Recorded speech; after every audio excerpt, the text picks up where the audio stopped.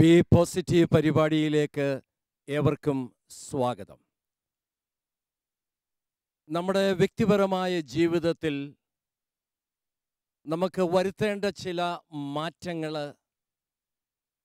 നമ്മുടെ വ്യക്തിത്വത്തിൽ നമ്മൾ വരുത്തേണ്ട ചില വ്യതിയാനങ്ങൾ, ഇതിനെക്കുറിച്ചാണ് കഴിഞ്ഞ കുറേ ആഴ്ചകളായി നമ്മൾ ചർച്ച ചെയ്തുകൊണ്ടിരിക്കുന്നത്. ഇന്ന് ചർച്ചയ്ക്കായി നമ്മൾ എടുക്കണമെന്ന് ആഗ്രഹിക്കുന്ന വിഷയം സെൽഫ് പിറ്റി, അഥവാ നമുക്ക് നമ്മളെക്കുറിച്ച് തന്നെയുള്ള ഒരു അയ്യോഭാവം, ഒരു സഹതാപം. ഈ വിഷയത്തെ ഇന്ന് നമ്മുടെ ചർച്ചയ്ക്കായിട്ട് നമുക്കെടുക്കാം. ഈ ചർച്ചയ്ക്ക് നേതൃത്വം നൽകുവാനായി വന്നിരിക്കുന്ന വിശിഷ്ട അതിഥികളെ ഒന്ന് പരിചയപ്പെടുത്തുവാനായി ഞാൻ ആഗ്രഹിക്കുന്നു. ആലുവയിൽ സൈക്കാട്രിസ്റ്റായിട്ട് പ്രവർത്തിക്കുന്ന ഡോക്ടർ സേവ്യർ നമ്മോടൊപ്പമുണ്ട്. ഡോക്ടർ സേവ്യറിനെ വളരെ സന്തോഷത്തോടു കൂടെ സ്വാഗതം ചെയ്യുന്നു.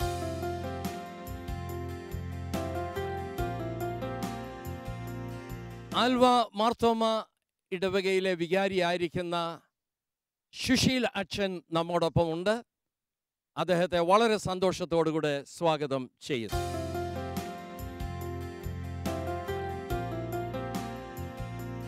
എറണാകുളം മാർത്തോമ കൗൺസിലിംഗ് കോളേജിലെ വിദ്യാർത്ഥികളായിരിക്കുന്ന സുഹൃത്തുക്കളാണ് ഇന്ന് ഈ ചർച്ചയിൽ പങ്കെടുക്കുവാനായിട്ട് വന്നിരിക്കുന്നത്. എല്ലാവരെയും വളരെ സന്തോഷത്തോടു കൂടെ സ്വാഗതം ചെയ്യുന്നു. കുറച്ചു നാൾ മുൻപ് എനിക്ക് പരിചയമുള്ള ഒരു ചെറുപ്പക്കാരൻ എന്നെ കാണണമെന്ന് പറഞ്ഞു എൻ്റെ അടുക്കൽ വന്നിരുന്ന സംഭാഷണം തുടങ്ങിയപ്പോൾ തന്നെ ആദ്യം അദ്ദേഹം പറഞ്ഞത്, ഞാൻ എന്ത് ചെയ്താലും പരാജയപ്പെട്ടു പോകും, എന്നെ ഒന്നിനും കൊള്ളത്തില്ല. അദ്ദേഹത്തിൻ്റെ ചരിത്രം വിവരിച്ചു. പഠനമൊക്കെ കഴിഞ്ഞ് ബിസിനസ്സിൽ വലിയ താല്പര്യമായിരുന്നു. അപ്പോൾ ഒരു ചെറിയ രീതിയിലുള്ള ബിസിനസ്സുകളൊക്കെ തുടങ്ങി. ഒരു ബിസിനസ് പരാജയപ്പെട്ടു പോയി. രണ്ടാമത് മറ്റൊന്ന് തുടങ്ങി, അതും പരാജയപ്പെട്ടു. മൂന്നാമത് മറ്റൊന്ന് തുടങ്ങി, അതും പരാജയപ്പെട്ടു. ഒടുവിൽ അദ്ദേഹം മറ്റു ചില മേഖലകളിലേക്ക് തിരിയുവാനായിട്ട് തുടങ്ങി. ഏതൊക്കെ മേഖലകളിൽ അദ്ദേഹം തിരിഞ്ഞോ അവിടെയെല്ലാം പരാജയമാണ്. ചില ഓഫീസുകളിൽ ജോലിക്കായിട്ട് അദ്ദേഹം ശ്രമിച്ചു, പലയിടത്തും ശ്രമിച്ചിട്ട് കിട്ടിയില്ല. ഈ ഒരവസ്ഥയിലാണ് അദ്ദേഹം എൻ്റെ അടുക്കൽ വന്ന് പറഞ്ഞത്, എന്നെ എന്തിനു കൊള്ളാം, ഞാൻ തൊടുന്നതെല്ലാം പരാജയമാ, എന്നെ കൊണ്ട് ഇനി ഒന്നും പറ്റത്തില്ല. ഈ വ്യക്തിയെ കണ്ടപ്പോൾ എനിക്ക് മനസ്സിലായ ഒരു സംഗതി, അദ്ദേഹത്തിൻ്റെ ഉള്ളിലേക്ക് തന്നെ നോക്കി സ്വയം സഹതപിക്കുന്ന ഒരവസ്ഥയിലാണ് എന്നുള്ളത് എനിക്ക് മനസ്സിലായി. ഇതാണ് സെൽഫ് പിറ്റി എന്ന് പറയുന്നത്. നമ്മൾ നമ്മളെക്കുറിച്ച് തന്നെ സഹതപിക്കുക, നമ്മളെക്കുറിച്ചൊരു അയ്യോഭാവം, ഇനി എന്നെ ഒന്നിനും കൊള്ളത്തില്ല. ഇങ്ങനെ പറഞ്ഞിരിക്കുന്ന അവസ്ഥയിൽ അത്തരം വ്യക്തികൾക്ക് പ്രൊഡക്റ്റീവായിട്ട് എന്തെങ്കിലും ചെയ്യാൻ സാധിക്കുമോ, അവർക്ക് വളരാൻ സാധിക്കുമോ, ഇത് ഇവരുടെ ജീവിതത്തെ എങ്ങനെയാണ് ബാധിക്കുന്നത്, ഇങ്ങനെയുള്ള വിവിധ കാര്യങ്ങൾ ഇന്നത്തെ ചർച്ചയിൽ കൊണ്ടുവരണമെന്നാണ് ആഗ്രഹിക്കുന്നത്. നിങ്ങളൊക്കെ കൗൺസിലിംഗ് വിദ്യാർത്ഥികളാണല്ലോ. നിങ്ങൾ ഇടപെട്ടിട്ടുള്ള മേഖലയിലും പഠിച്ചിട്ടുള്ള മേഖലയിലും ഇങ്ങനെ ഒരു സെൽഫ് പിറ്റി, ഇങ്ങനെയുള്ള ആൾക്കാരെ നിങ്ങൾ കണ്ടെത്തിയിട്ടുണ്ടോ? അങ്ങനെയുള്ള ചില അനുഭവങ്ങളുണ്ടോ? അപ്പോൾ ഒരു സെൽഫ് പിറ്റി എന്ന് പറയുന്നൊരു സംഗതി ഉണ്ടോ? നിങ്ങളുടെ അഭിപ്രായം ഒന്ന് കേട്ടാൽ കൊള്ളാമെന്ന് ഞാൻ ആഗ്രഹിക്കുന്നു. എന്താ പറയാൻ ശ്രമിക്കാം, പറഞ്ഞാട്ടെ. നമ്മൾ പൊതുവെ അപ്രീഷിയേറ്റ് ചെയ്യുന്നതിൽ കുറച്ച് വിമുഖത കാണിക്കും. കുട്ടികളെയൊക്കെ സാധാരണഗതിയിൽ എന്തെങ്കിലും നല്ല കാര്യം ചെയ്യുമ്പോൾ നമ്മൾ അപ്രീഷിയേറ്റ് ചെയ്യുക, അല്ലെങ്കിൽ റെക്കഗ്നൈസ് ചെയ്യുമ്പം ഈ സെൽഫ് പിറ്റി കുറയാനുള്ളൊരു ചാൻസ് ഇവിടെ തോന്നുന്നുണ്ട്. സെൽഫ് പിറ്റി എങ്ങനെയാണ് കുറയ്ക്കുന്നത് എന്നുള്ളത് നമുക്ക് പിന്നീട് ചർച്ച ചെയ്യാം. ഇങ്ങനെയുള്ള ആളുകൾ ഉണ്ടോ ഇല്ലയോ എന്ന് നമുക്ക് ആദ്യം ഒന്ന് നോക്കണമല്ലോ. അത് കഴിഞ്ഞിട്ടാണല്ലോ ഇത് എങ്ങനെയാ കുറയ്ക്കാനുള്ളതെന്ന് നമുക്ക് ചിന്തിക്കുന്നത്. ഇദ്ദേഹം എന്തോ പറയാൻ ശ്രമിക്കാം. ഇപ്പോഴത്തെ കാലത്ത് അങ്ങനെയുള്ളതായ അനുഭവങ്ങൾ വളരെ കൂടുതലാണ്. ആഹാ. നല്ല നിലയിൽ തന്നെ ജോലി ചെയ്യുന്നതായുള്ള വ്യക്തികൾ തന്നെ അവരെ ഉദ്ദേശിക്കുന്ന രീതിയിൽ അവർക്കാകുവാൻ സാധിച്ചില്ല എങ്കിൽ അതൊരു പരാജയ ബോധത്തിലേക്ക് അവരെ നയിക്കുന്നുണ്ട്. അത് അവരുടെ പിന്നീടുള്ളതായ പ്രവർത്തന രംഗങ്ങളിൽ അവർക്ക് ഉത്സാഹമില്ലാത്ത അനുഭവത്തിലേക്കും കൊണ്ടുപോകുന്നുണ്ട്. പറഞ്ഞത് ശരിയാണ്. പരാജയം ഉണ്ടാകുമ്പോൾ നമുക്ക് നിരാശയുണ്ടാകും. എന്നാൽ ഈ പരാജയം ഞാനൊരു പരാജയം എന്നുള്ള രീതിയിലാക്കി തീർക്കുമ്പോഴാണ് സ്വയം സഹതപിക്കാനായിട്ട് ശ്രമിക്കുന്നത്. അപ്പോൾ അങ്ങനെ വരുമ്പോഴാണ് ഇതൊരു സെൽഫ് പിറ്റി ആയിട്ട് മാറുന്നത്. പരാജയപ്പെടുമ്പോൾ സാധാരണ എല്ലാവർക്കും ദുഃഖങ്ങളൊക്കെ ഉണ്ടാകും. അതൊരു സെൽഫ് പിറ്റി എന്ന് പറയാൻ ഒക്കുകയില്ല. എന്നാൽ ഇത് എന്നെ വിടാതെ പിടിച്ചുകൊണ്ടിരിക്കുന്ന ഒരനുഭവത്തിൽ ഞാൻ എന്നെക്കുറിച്ച് തന്നെ ഒന്ന് സഹതപിക്കുക, അതാണ് ഒരു സെൽഫ് പിറ്റി എന്ന് പറയുന്നത്. അപ്പോൾ ഇങ്ങനെയുള്ള ചില രംഗങ്ങളുണ്ട്, ഈ വ്യക്തികളുണ്ടെന്നാണ് അദ്ദേഹം ഒരു കാര്യം പ്രത്യേകം എടുത്തു പറഞ്ഞു. അതായത് ഇന്നത്തെ കാലത്ത് ഈ സെൽഫ് പിറ്റി വർദ്ധിച്ചു വരുന്നു എന്നുള്ള ഒരു കാര്യമാണ്. അതൊരു പരിധിവരെ ശരിയാണെന്നാണ് എനിക്ക് തോന്നുന്നത്. കാരണങ്ങൾ പലത് കാണും, അത് പിന്നീട് നമുക്ക് ചിന്തിക്കാം. എന്നാൽ സെൽഫ് പിറ്റി വളരെ അധികമായിട്ട് വർദ്ധിച്ചു വരുന്നുണ്ട്. ഇങ്ങനെ സെൽഫ് പിറ്റി വർദ്ധിച്ചു വരുന്നത് കൊണ്ട്, സ്വയം നമ്മളെക്കുറിച്ച് തന്നെ ഇങ്ങനെ സഹതപിച്ചിരിക്കുന്നത് കൊണ്ട് നമുക്ക് വല്ല ദോഷങ്ങളുമുണ്ടോ എന്ന് നമുക്കൊന്ന് നോക്കാം. അതിനു മുൻപായിട്ട് ഡോക്ടറോട് ഒരു സംശയം എനിക്ക് ചോദിക്കാനുള്ളത്, ഡോക്ടറെ, ഈ സെൽഫ് പിറ്റി എന്ന് പറയുന്നത് ഒരു വ്യക്തിത്വത്തിൻ്റെ ഒരു വൈകല്യം വല്ലതുമാണോ, അതൊരു അസുഖമാണോ? ആ സെൽഫ് പിറ്റി ഏത് കാറ്റഗറിയിലാണ് നമ്മൾ പെടുത്തുന്നത്? ഡോക്ടർക്കൊന്ന് വിശദീകരിക്കാമോ? ഇത് പലതരത്തിലും ഉണ്ടാകാവുന്നതാണ്. ഈ വിഷാദരോഗത്തിൻ്റെ ആരംഭത്തിൽ ഇത് ചെറിയ തോതിലായിട്ട് ഇതുപോലെ സ്റ്റാർട്ട് ചെയ്യാവുന്നതാണ്. അപ്പോൾ ഇത് കൂടുതൽ ഗ്രേഡിലോട്ട് വന്നു കഴിഞ്ഞാൽ അത് വിഷാദരോഗമായിട്ട് നമ്മൾ ട്രീറ്റ് ചെയ്യേണ്ടതായിട്ട് വരുന്നു. മറ്റൊന്ന് ഒബ്സഷൻ.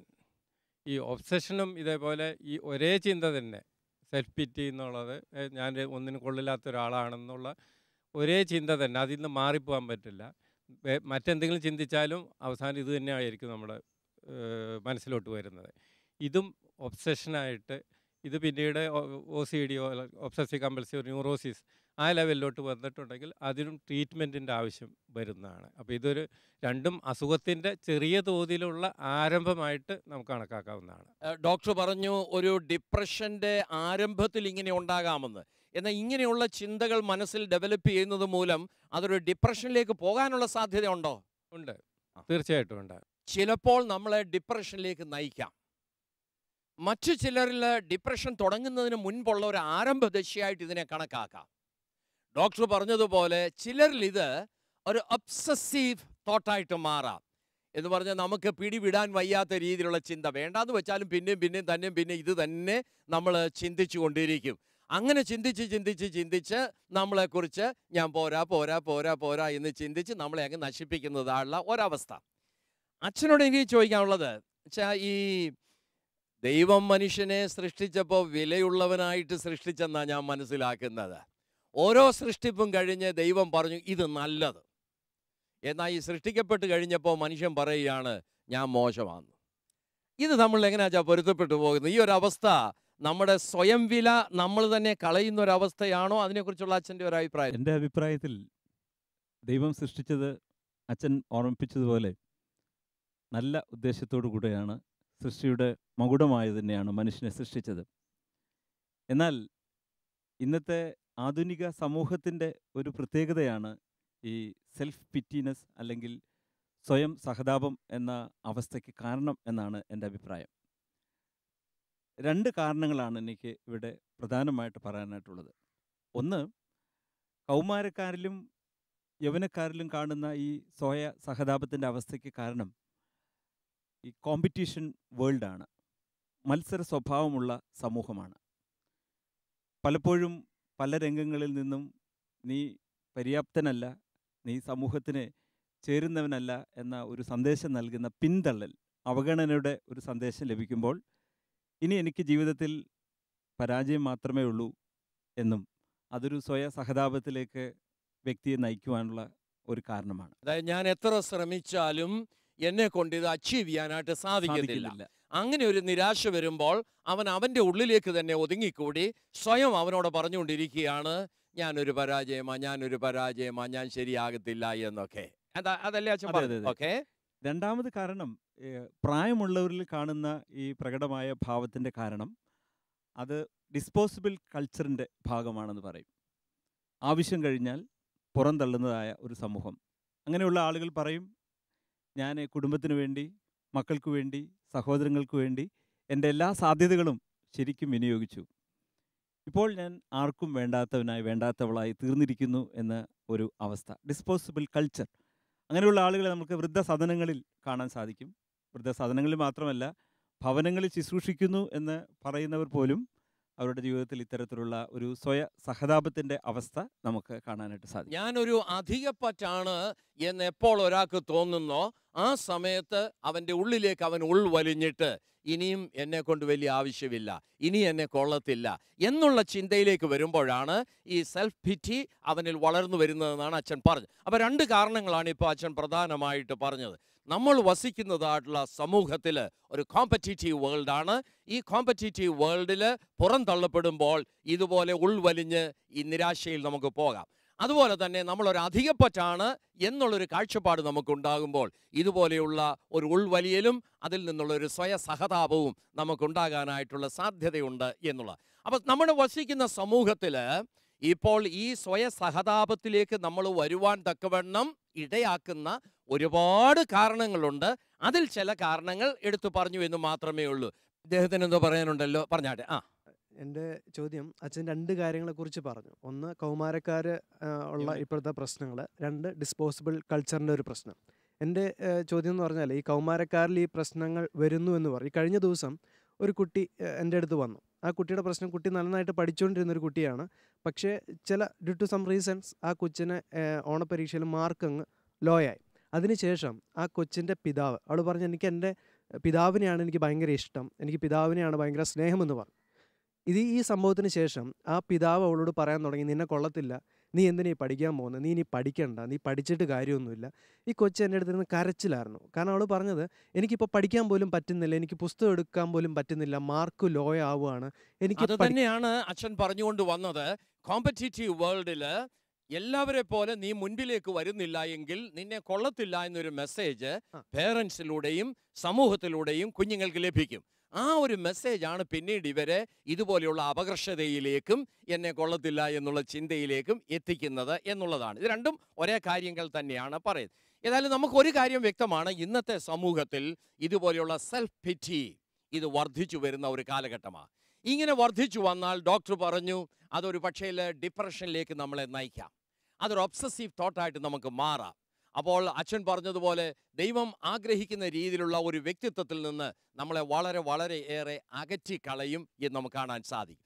അട്ടെ, ഇങ്ങനെ ഒരു സെൽഫ് പിറ്റി നമുക്കുണ്ടാകുകയാണെങ്കിൽ ഇത് ഏത് കാര്യം നമ്മൾ ചെയ്താലും അതിനകത്ത് നമുക്കൊരു ബെനിഫിറ്റ് ഉണ്ട്, ഒരാദായമുണ്ട്. ലാഭമില്ലാത്ത പരിപാടി നമ്മളൊന്നും ചെയ്യാറില്ല.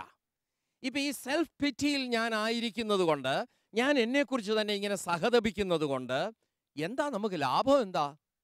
എന്ത് ലാഭം ഉണ്ടെന്നാണ് നിങ്ങൾക്ക് തോന്നുന്നത്? അവർക്ക് റിയാലിറ്റിയെ ഫേസ് ചെയ്യാനൊരു മടിയാണ്. അപ്പൊ ആ റിയാലിറ്റിയെ ഫേസ് ചെയ്യണ്ട, അങ്ങനെ ഒരു അപ്പൊ അതിൽ നിന്ന് അല്ലെങ്കിൽ സ്വന്തമായി ആ അവസ്ഥയിൽ നിന്ന് ഒരു ഓടി രക്ഷപ്പെടുന്ന ഒരു അവസ്ഥയാണ്. അത് വളരെ പ്രധാനപ്പെട്ട ഒരു സംഗതിയാണ്. യാഥാർത്ഥ്യത്തെ ഫേസ് ചെയ്യാതെ ഇനിയും ഞാൻ ഫേസ് ചെയ്താലും പരാജയപ്പെട്ടു പോകും എന്നുള്ള ഭയമുണ്ട്. അതുകൊണ്ട് യാഥാർത്ഥ്യത്തെ ഫേസ് ചെയ്യാതെ ഇതിലേക്ക് ഒളിക്കാനുള്ള ഒരു ടെൻഡൻസി. അപ്പോൾ അവരുടെ ലാഭം എന്ന് പറയുന്നത് എനിക്കൊന്നിനെയും ഫേസ് ചെയ്യേണ്ട, കാരണം എൻ്റെ അവസ്ഥ ഇന്നതാണ്, അതുകൊണ്ട് ഒന്നിനെയും ഫേസ് ചെയ്യേണ്ട, ഫേസ് ചെയ്യാതിരിക്കാനുള്ള ഒരു തന്ത്രമായി ഇതല്ലേ? ഓക്കെ, വേറെ എന്തെങ്കിലും ലാഭം ഇതിനകത്ത്? യെസ്, ഉത്തരവാദിത്തങ്ങളിൽ നിന്നും നമുക്ക് പലപ്പോഴും ഒളിച്ചോടുവാനായിട്ട് സാധിക്കും. ചുമതലകൾ നമുക്ക് ഏറ്റെടുക്കേണ്ടതായി വരികയില്ല. അത് തന്നെയാണ് സാർ പറഞ്ഞത്. ഇപ്പോൾ ഫേസ് ചെയ്യേണ്ടതായുള്ള ഒരു ആവശ്യം വരുന്നില്ല, ഉത്തരവാദിത്വം ഏറ്റെടുക്കേണ്ടതായിട്ട് വരുന്നില്ല. അതൊരു ലാഭമാണ് ഒരു കണക്കിനല്ലേ. ആൾക്കാരുടെ സഹതാപം എനിക്ക് കിട്ടും, ഇവൻ എത്ര ശ്രമിച്ചിട്ടും അതിനെ സാധിക്കുന്നില്ലല്ലോ എന്നൊരു സഹതാപം ലഭിക്കും. അപ്പൊ എന്നെ കാണുമ്പോൾ മറ്റുള്ളവര് ഒരു അയ്യോ ഭാവം ഉണ്ടാവുക അല്ലേ? ഈ അയ്യോ ഭാവം എന്ന് പറയുന്നത്, ഈ സഹതാപം എന്ന് പറയുന്നത് എനിക്കൊരു അക്സെപ്റ്റൻസാ, ഒരു അംഗീകാരമാണ് അല്ലേ? അപ്പൊ എനിക്കൊരു അംഗീകാരം, ഒരു ശ്രദ്ധ കിട്ടണമെങ്കിൽ ഇതുപോലെ ഞാൻ സഹതപിച്ചുകൊണ്ടിരുന്നേലും ഒക്കത്തുള്ളതാണ് പറയുന്നത്, അല്ലേ? ഗുഡ്. ഇത് എന്തോ പറയാനുണ്ടല്ലോ. മറ്റുള്ളവരുടെ ശ്രദ്ധ നേടുവാൻ വേണ്ടിയായിരിക്കാം ഒരു പക്ഷേ ഇങ്ങനെയുള്ള കാര്യങ്ങൾ ചെയ്യുന്നത്. മറ്റുള്ളവരുടെ ശ്രദ്ധ നമ്മളിലേക്ക് എത്രത്തോളം കൊണ്ടുവരാൻ പറ്റുമോ അതിനുവേണ്ടി ഇങ്ങനെ നമ്മളെ തന്നെ, നമ്മളുടെ കുറവുകളെ മറ്റുള്ളവരോട് പറഞ്ഞുകൊണ്ടിരിക്കും. അപ്പൊ ഇത് നമുക്ക് ഒരു ശ്രദ്ധ കിട്ടണം, അറ്റൻഷൻ കിട്ടണം, അതിന് നമ്മൾ അറിയാതെ തന്നെ രൂപപ്പെടുത്തുന്ന ഒരു മാർഗമായി ഇതെന്നാ പറയുന്നത്, അല്ലേ? അപ്പോൾ പല ലാഭങ്ങളാണ് ഇതിനകത്തുള്ളത്. ബുദ്ധിമുട്ടുള്ള കാര്യങ്ങൾ നമ്മൾ ചെയ്യണ്ട, ഡിഫിക്കൽട്ട് സിറ്റുവേഷനെ ഫേസ് ചെയ്യണ്ട, നമുക്ക് ഇതുപോലെ മറ്റുള്ളവരുടെ അറ്റൻഷൻ കിട്ടും. വേറെ എന്തെങ്കിലും ലാഭങ്ങൾ ഇതുമൂലം ഉള്ളതായിട്ട് നിങ്ങൾക്ക് നിങ്ങളുടെ ശ്രദ്ധയിൽപ്പെട്ടിട്ടുണ്ടോ? യെസ്, പറഞ്ഞോ. അവർക്ക് അവരെ ശ്രദ്ധിക്കാൻ കുറെ ആൾക്കാരെ കിട്ടണം. അപ്പോൾ അത് അവർക്ക് ഒരു ആശ്വാസം കിട്ടും. അതുകൊണ്ടായിരിക്കാം അവർ ഇത് പറഞ്ഞുകൊണ്ടിരിക്കുന്നത്. ഞാൻ പറഞ്ഞ വളരെ ശരിയായ ഒരു സംഗതിയാണ്. അതായത് ഈ സ്വയം സഹതപിക്കുന്ന ആൾക്കാർക്ക് എപ്പോഴും ഒരു ഗ്രൂപ്പ് ഓഫ് പീപ്പിളിനെ അവരുടെ മുൻപിൽ വേണം, അവരുടെ കയ്യിൽ വേണം. എന്തിനാന്ന് ചോദിച്ചാൽ, ഇയാൾ പറയുന്നത് കേൾക്കാൻ ആരെങ്കിലും വേണ്ടേ? ഇത് കേൾക്കുന്നില്ലേ പിന്നെ ഞാൻ ആരോടാ പറയുന്നത്? അതുകൊണ്ട് ഇങ്ങനെയുള്ളവരുടെ ഒരു ആവശ്യമാണ്. കുറച്ച് പേര് എപ്പോഴും ഞാൻ പറയുന്നത് കേൾക്കാനായിട്ട് നമ്മുടെ മുൻപിൽ വേണം. ഇപ്പം സ്ഥിരം രോഗിയായിരിക്കുന്ന അവസ്ഥയിൽ ചില ആൾക്കാർ, അയ്യോ എനിക്ക് വയ്യായേ, ഞാൻ രോഗിയാണ്, ഇങ്ങനെ നിരന്തരം പറഞ്ഞുകൊണ്ടിരിക്കുന്ന ചില ആൾക്കാരുണ്ട്. അപ്പം മറ്റുള്ളവർ ആളിനെ കാണുന്ന ഉടനെ എന്തുവാ ചോദിക്കുന്നത്? ഇപ്പം എങ്ങനെയുണ്ടേ? ഇപ്പം എങ്ങനെയുണ്ട്? കുറവുണ്ടോ? എങ്ങനെ ഇരുന്ന ഒരാളാ, കണ്ടില്ലയോ ഇപ്പോഴത്തെ ആ ഒരു പരുവം കണ്ടില്ലയോ? അപ്പോൾ ഇവരുടെ ഈ രൂപത്തെ കണ്ട് സഹതപിക്കുന്ന ചില ആളുകൾ, അത് കാണുന്ന ഉടനെ ഒരു അറ്റൻഷൻ അവിടെ കിട്ടിക്കഴിഞ്ഞു. എന്തോ പറയാൻ ശ്രമിക്കാണല്ലോ, പറഞ്ഞാട്ടെ. ദൈവം തന്നെ കൈവിട്ടു എന്നുള്ളതായ ഒരു ചിന്ത ഇവരിൽ കടന്നു വരാറുള്ളതായിട്ട് എനിക്ക് തോന്നിയിട്ടുണ്ട്. അതായത് പലപ്പോഴും ജീവിതത്തിലെ കുറവുകളെ മാത്രം അവരെ എടുക്കുകയും നന്മവശത്തെ അവർ പിന്തള്ളുകയും ചെയ്തുകൊണ്ട് ദൈവം എനിക്ക് അകലെയാണ്. അങ്ങനെ ആ ഒരു അവസ്ഥ കുറ്റബോധത്തിലേക്ക് നയിച്ചതായിട്ട് എനിക്ക് തോന്നിയിട്ടുണ്ട്. ആളുകളുമായിട്ടുള്ള ബന്ധം മാത്രമല്ല, ദൈവവുമായിട്ടുള്ള ബന്ധത്തിൽ ഇത് ബാധിക്കപ്പെടുന്നു എന്ന് അച്ഛൻ പറഞ്ഞതല്ലേ? അതായത് ദൈവം പോലും എന്നെ കൈവിട്ടോ എന്നുള്ള ഒരു ചിന്ത. അപ്പോൾ ദൈവത്തിൻ്റെ അടുക്കലും ഈ സഹതാപമാണ് പറയുന്നത്. സ്വയം സഹതപിക്കുകയും അത് ദൈവത്തോടും പറയുന്നത്, കണ്ടോ എന്നെ നീ ഈ പരുവത്തിലാക്കിയില്ലേ, എന്നെ മാത്രം മൈൻഡ് ചെയ്യുന്നില്ലല്ലോ, ഞാൻ പ്രാർത്ഥിച്ചിട്ടും കേൾക്കുന്നില്ലല്ലോ, ഞാൻ എന്തോ ചെയ്താലും പരാജയമാണല്ലോ. അപ്പോൾ ഒരു ദൈവത്തോടും പരാതി പറയാനായിട്ട് ഇങ്ങനെയുള്ളവർ ശ്രമിക്കും, മറ്റുള്ളവരോട് മാത്രമല്ല, അല്ലേ? അപ്പം വിവിധ മേഖലകളിൽ ഇത് നമ്മളെ ബാധിക്കുന്നു.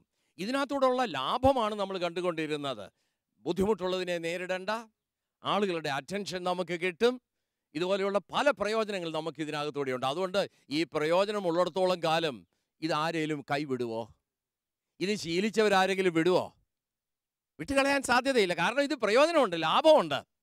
അപ്പോൾ ഈ കൗൺസിലിംഗ് വിദ്യാർത്ഥികൾ എന്നുള്ള നിലയിൽ ഈ ലാഭത്തെ നിങ്ങൾക്ക് ഇത് ലാഭമല്ല എന്നുള്ളത് അവരെ ബോധ്യപ്പെടുത്തത്തക്ക രീതിയിൽ നിങ്ങൾക്ക് എന്തെങ്കിലും ചെയ്യാനായിട്ട് സാധിക്കുമോ ഒരു കൗൺസിലിങ്ങിലൂടെ? പറഞ്ഞാട്ടെ. അവർ എപ്പോഴും ഒരു നെഗറ്റീവ് അറ്റൻഷൻ സീക്കിംഗ് ആണ് അവർക്ക് കിട്ടുന്നതെന്ന് അവർ ഒരുപക്ഷെ മനസ്സിലാക്കുന്നുണ്ടാവുന്നില്ലായിരിക്കും. ആ അറ്റൻഷൻ സീക്കിംഗ് ആണ് അവരുടെ ജീവിതത്തിന്റെ ആവശ്യം. എന്നാൽ ആ അറ്റൻഷൻ പോസിറ്റീവ്ലി നേടാമെന്ന് ഒരു അവബോധം അവരിലേക്ക് ഉണ്ടാക്കി കൊടുക്കുകയാണെങ്കിൽ ഒരു പക്ഷേങ്കിൽ അവർക്ക് ഇതിൽ നിന്നൊരു ചേഞ്ച് ഉണ്ടാക്കാം. അതായത് നെഗറ്റീവ് അറ്റൻഷൻ സീക്ക് ചെയ്തുകൊണ്ടിരിക്കുന്ന ഇവർക്ക് ഒരു പോസിറ്റീവായിട്ടുള്ള ശ്രദ്ധ കൊടുക്കാനായിട്ട് സാധിച്ചാൽ ഇത് നമുക്കൊരു പരിധി വരെ അവരെ സഹായിക്കാനായിട്ട് സാധിക്കുമെന്നാണ് പറയുന്നത്, അല്ലേ? അതെ, അങ്ങനെ ഒരു പോസിറ്റീവ് അറ്റൻഷൻ ഇങ്ങനെയുള്ളവർക്ക് കൊടുക്കാനായിട്ട് സാധിക്കുമോ? യെസ്. അച്ഛൻ പറഞ്ഞ ആ കേസിൽ പല വിജയങ്ങൾക്ക് ശേഷം വന്നതായിട്ടുള്ള ഒരു സാഹചര്യത്തിൽ അല്ലെങ്കിൽ പല സാഹചര്യങ്ങളിൽ പരാജയം കണ്ടു അല്ലെങ്കിൽ ഏറ്റുവാങ്ങി. എന്നാൽ വിജയങ്ങൾ ധാരാളം വഹിച്ചതിന് ശേഷമാണ് വന്നത് കാര്യം വളരെ സന്തോഷത്തോടെ മറന്നുകൊണ്ട് പരാജയം മാത്രം ഏറ്റുവാങ്ങിക്കൊണ്ടിരിക്കുന്ന ഒരു സാഹചര്യം. അതുപോലെ ബഹുമാനപ്പെട്ട അച്ഛൻ നേരത്തെ പറഞ്ഞപ്പോൾ ഈ മത്സരബുദ്ധിയ വരുമ്പോൾ പലതരം മത്സരങ്ങൾ വരുന്നു എന്ന് പറഞ്ഞതിൽ ഒരേ ഒരു കാര്യത്തിന് വേണ്ടി പല വ്യക്തികൾ ചെന്ന് ചാടുമ്പോഴാണ് ഈ മത്സരം വരുന്നത്. എന്നാൽ അവനിലുള്ളതായുള്ള മറ്റു പല സാധ്യതകൾക്ക് അവൻ അതിൻ്റെ പുറകെ പോകാത്തത് കൊണ്ട് അവനൊരു പക്ഷേ വിജയം വരിക്കാവുന്ന സാധ്യതകളെ അവൻ മറന്നു പോകുന്നുണ്ട്. എന്നിൽ പല സാധ്യതകൾ ഉണ്ടെന്ന് വരികിലും ആദ്യത്തെ പരാജയത്തിന്റെ ഫലമായിട്ട് ഉള്ള സാധ്യതകളെ ഞാൻ കാണാതെ പോകുന്നു. അപ്പൊ കൗൺസിലിംഗിലൂടെ ആ സാധ്യതകളെ ഇവരുടെ ബോധമണ്ഡലത്തിലേക്ക് കൊണ്ടുവരണമെന്നാണ് പറയുന്നത്. അദ്ദേഹം എന്തോ പറയാനായിട്ട് ശ്രമിക്കാമല്ലോ. ഒരു സ്റ്റുഡൻറ്റ് എൻജിനീയറിങ്ങിന് ഫൈനൽ ഇയർ പഠിച്ചുകൊണ്ടിരിക്കുന്ന ഒരു സ്റ്റുഡൻറ്റ്, അത് ആ സ്റ്റുഡൻറ്റ് അഡ്മിഷൻ എടുത്തത് ആ സ്റ്റുഡൻറ്റിൻ്റെ മദറിൻ്റെ കമ്പൽഷൻ മുഖേന എടുത്തതാണ്. ഈ ത്രൂ ഔട്ട് ആ സ്റ്റുഡൻറ്റിൻ്റെ പെർഫോമൻസ് വളരെ മോശമായിരുന്നു. അപ്പോൾ ഈ സ്റ്റുഡൻറ്റ് ഒരു എസ്കേപ്പിസം എന്ന രീതിയിൽ കൂടെ എന്നെക്കൊണ്ട് ഒന്നിനും കൊള്ളത്തില്ല എന്നൊരു ആറ്റിറ്റ്യൂഡ് ഡെവലപ്പ് ചെയ്തു. ഈ സ്റ്റുഡൻറ്റ് ലാസ്റ്റിൽ ഇവരുടെ ഫാമിലി വളരെ വിഷമിച്ചു. എന്നാൽ അവരുടെ ഫാദർ ഈ സ്റ്റുഡൻറ്റിനെ ഒന്ന് കൗൺസിൽ ചെയ്തു. അതായത് എൻ്റെ പ്രീവിയസ് സ്റ്റഡീസ് ഇങ്ങനെയായിരുന്നു, അവിടെ നീ നല്ല സ്കോറിങ് ചെയ്തു, പിന്നെ എന്തുകൊണ്ട് ഇവിടെ നിനക്കിത് വരുന്നില്ല എന്നുള്ള ആ സ്കോറിങ് ചെയ്ത് കഴിഞ്ഞപ്പോൾ ആ സ്റ്റുഡൻറ്റ് നല്ല രീതിയിൽ വിജയം ലഭിച്ചു. ഇന്ന് ആ സ്റ്റുഡൻറ്റിനെ എനിക്കറിയാം ഒരു വെസ്റ്റേൺ കൺട്രിയിൽ പോയി വളരെ ഉയർന്ന ഉദ്യോഗം. അതായത് ഞാൻ പരാജയമാണെന്ന് സഹതപിച്ചുകൊണ്ടിരുന്ന ഒരു വ്യക്തിക്ക് ഒരു ഫാദറിൻ്റെ ഒരു കൗൺസിലിങ്ങിലൂടെ എന്നിൽ ഇന്ന സാധ്യതകൾ കിടപ്പുണ്ട്, ഇതിനു മുൻപ് ഞാൻ പലയിടത്തും ജയിച്ചിട്ടുള്ള ആളാണ്, ഇന്ന സാധ്യതയുണ്ട് എന്നുള്ള ബോധം മനസ്സിലേക്ക് കൊണ്ടുവന്നപ്പോൾ ആ ആളിൽ മാറ്റമുണ്ടാക്കുവാനായിട്ടിടയായി എന്നുള്ളതാണ് പറഞ്ഞത്, അല്ലേ? ഇതേ രീതിയിൽ മറ്റേതെങ്കിലും തരത്തിൽ ഈ പിന്നെ സെൽഫ് പിറ്റി എന്ന് പറയുന്നത് ആളുകളെ ബാധിച്ചിട്ടുണ്ടോ? നിങ്ങൾക്ക് എന്തെങ്കിലും പ്രത്യേകിച്ച് പറയാം? യെസ്, എന്തെങ്കിലും ഒരു കഴിവുകളുമായിട്ടാണ് നാം ഈ ഭൂമിയിൽ പിറന്നിരിക്കുന്നത്. ഇപ്പം നമ്മളുടേതല്ലാത്തൊരു മേഖലയിലായിരിക്കാം നാം ചിലപ്പോൾ പരാജയപ്പെട്ടത്, എന്നാൽ മറ്റു ചില മേഖലകളിൽ നമുക്ക് വിജയിക്കുവാനായിട്ട് സാധിക്കും. ഞാൻ ചില വർഷങ്ങൾക്ക് മുമ്പ് ഒരു സിനിമ കണ്ടപ്പോൾ അതിൽ ഒരു പയ്യൻ, അദ്ദേഹത്തിന് പഠനത്തിൽ ഒരിക്കലും പെർഫോം ചെയ്യുവാനായിട്ട് സാധിക്കുന്നില്ല, എന്നാൽ ഭംഗിയായി മ്യൂസിക് കമ്പോസ് ചെയ്യും. ചില നാളുകൾ കഴിഞ്ഞപ്പോൾ അവൻ ഈ പഠനമൊക്കെ ഉപേക്ഷിച്ച് പോവുകയും നല്ലൊരു മ്യൂസിക് കമ്പോസറായിട്ട് തീരുകയും ചെയ്തു. അതായത് പഠനത്തിൽ മാത്രം അവൻ ശ്രദ്ധ കേന്ദ്രീകരിക്കുമ്പോൾ അവനെ സഹതപിച്ചുകൊണ്ടേ ഇരിക്കേണ്ടി വരുമായിരുന്നു. എന്നാൽ അവൻ്റെ ശ്രദ്ധയെ അവൻ്റെ കഴിവുകളിലേക്ക്, പ്രത്യേകിച്ച് മ്യൂസിക്കിലേക്ക് തിരിച്ചപ്പോൾ അവന് സർഗശക്തിയുള്ളവനായിട്ട് വെളിയിലേക്ക് വരുവാനായിട്ട് ഇടയായി തീർന്നു എന്നുള്ളതാണ് പറയുന്നത്. വേറെ ഏതെങ്കിലും രീതിയിൽ ഹെൽപ്പ് ചെയ്യാനായിട്ട്, ഈ കുഞ്ഞുങ്ങളെ ഹെൽപ്പ് ചെയ്യാനായിട്ട് സാധിക്കുമോ എന്തോ നിങ്ങളുടെ അഭിപ്രായം ഒന്ന് കേൾക്കട്ടെ. അവരുടെ സക്സസ്ഫുൾ ആയിട്ടുള്ള അവസരങ്ങൾ അത് അവരെ കൂടുതൽ അവയർനെസ്സിൽ കൊണ്ടുവരുന്നതാണ്. ജീവിതത്തിൽ എപ്പോഴെങ്കിലും വിജയിച്ചിട്ടുണ്ടെന്ന് വരികിൽ അത് അവരുടെ അവയർനെസ്സിലേക്ക് കൊണ്ടുവന്നാൽ ഒരു പരിധി വരെ ഇപ്പോഴത്തെ പരാജയത്തെ നേരിടുവാനായിട്ട് അവരെ സഹായിക്കാനായിട്ട് സാധിക്കുമെന്നുള്ളതാണ്. മറ്റെന്തെങ്കിലും മാർഗങ്ങൾ ഇതിന് അവലംബിക്കാനായിട്ടുണ്ടോ എന്ന് പറയാമോ? സ്വയം സഹതപിക്കുക എന്നതിലൂടെ കുറച്ച് അവർക്ക് ശ്രദ്ധ അവരൊത്തിരി അറ്റൈൻ ചെയ്യുന്നുണ്ട്. അതവരൊരു ലാഭമായിട്ട് അവർ കാണുന്നത്. പക്ഷെ എന്നാൽ അതേസമയം ആ സ്വയം സഹതപിക്കലുടെ അവരുടെ ക്രിയാത്മകത മുഴുവനെ നഷ്ടപ്പെട്ടു പോവുക ചെയ്യുന്നെന്നുള്ള ആ ഒരു അവബോധം അവർക്ക് പകർന്നു കൊടുത്താൽ ഒരു പരിധി വരെ അവരെ മാറ്റിയെടുക്കാനായിട്ട് സാധിക്കുമെന്നാണ് പറഞ്ഞത്. ഡോക്ടറെ, ഇങ്ങനെയുള്ള ഈ ഒരു കേസ്, ഒരു സെൽഫ് പിറ്റിയുടെ ഒരു കേസ് വന്നാൽ അവർക്ക് ഏതെങ്കിലും രീതിയിലുള്ള മെഡിക്കൽ ട്രീറ്റ്മെൻറ്റ് ആവശ്യമായിട്ട് വരുമോ?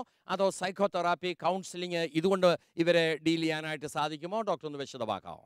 വളരെ മൈൽഡായിട്ടുള്ള കേസുകളാണെങ്കിൽ, ആരംഭത്തിലാണെങ്കിൽ കൗൺസിലിങ്ങോ സൈക്കോതെറാപ്പിയോ അല്ലെങ്കിൽ behaviour therapy, cognitive behaviour therapy എന്ന കാര്യങ്ങളെ കൊണ്ട് നമുക്ക് മരുന്നുകളില്ലാതെ തന്നെ ഇത് ട്രീറ്റ് ചെയ്യാൻ പറ്റും.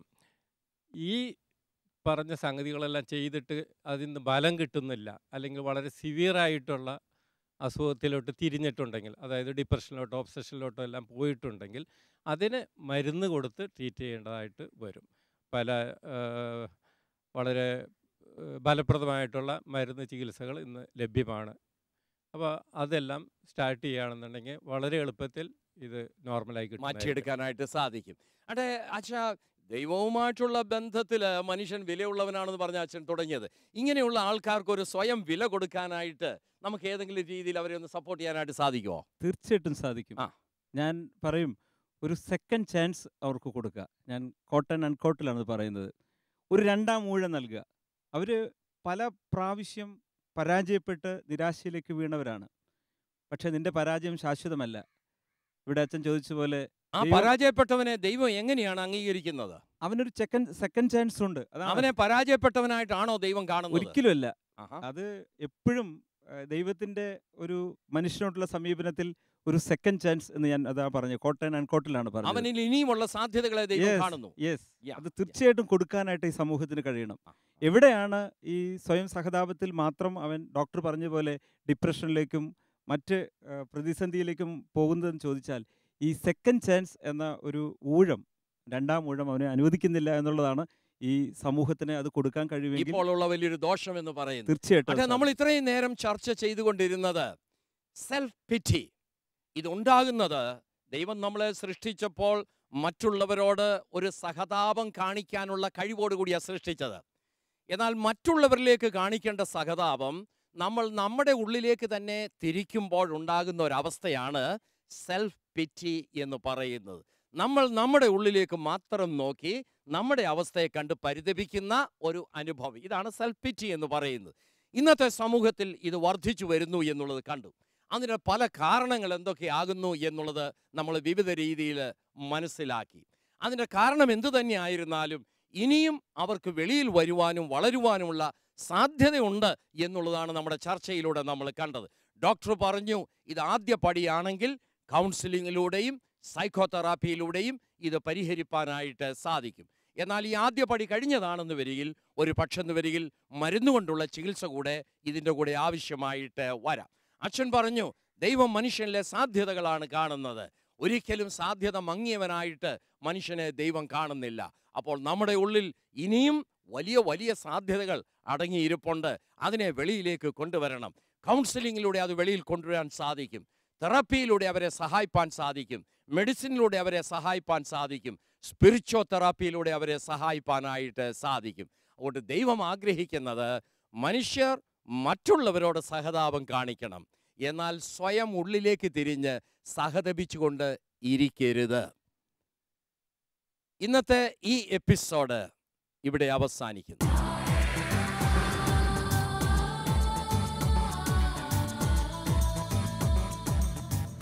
ഈ എപ്പിസോഡിൽ ചർച്ച ചെയ്ത വിഷയങ്ങളെക്കുറിച്ചുള്ള നിങ്ങളുടെ അഭിപ്രായങ്ങൾ അറിയുന്നതിൽ ഞങ്ങൾക്ക് ആഗ്രഹമുണ്ട്. നിങ്ങളുടെ അഭിപ്രായങ്ങൾ എഴുതി അറിയിക്കേണ്ടുന്ന വിലാസം the producer, B positive, Shalom TV, Thiruvannamoozhi, Kozhikode.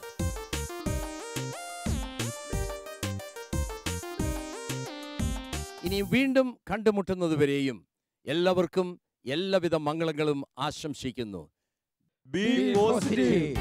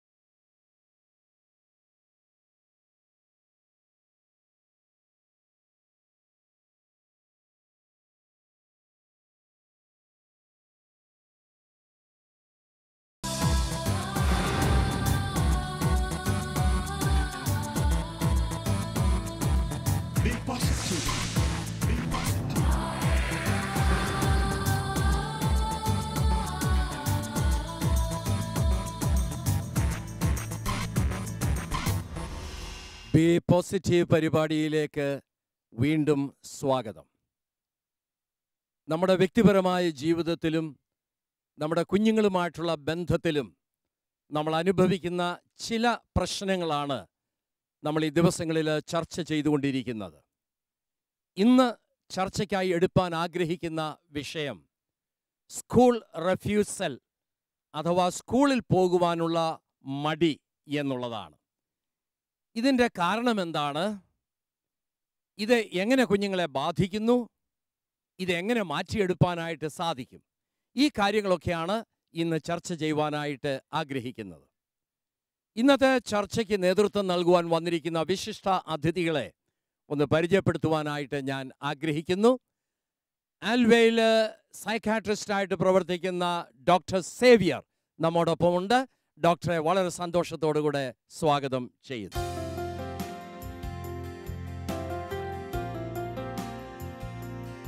Alva Marthoma ഇടവകയിലെ വികാരിയായിരിക്കുന്ന റവറൻ സുശീൽ അച്ഛൻ നമ്മോടൊപ്പം ഉണ്ട്. ബഹുമാനപ്പെട്ട അച്ഛനെ സന്തോഷത്തോടെ സ്വാഗതം ചെയ്യും.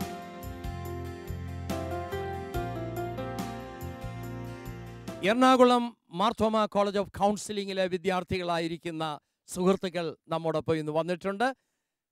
ആ കോളേജിലെ എല്ലാ വിദ്യാർത്ഥിനികളെയും വളരെ സന്തോഷത്തോടുകൂടെ സ്വാഗതം ചെയ്യുന്നു.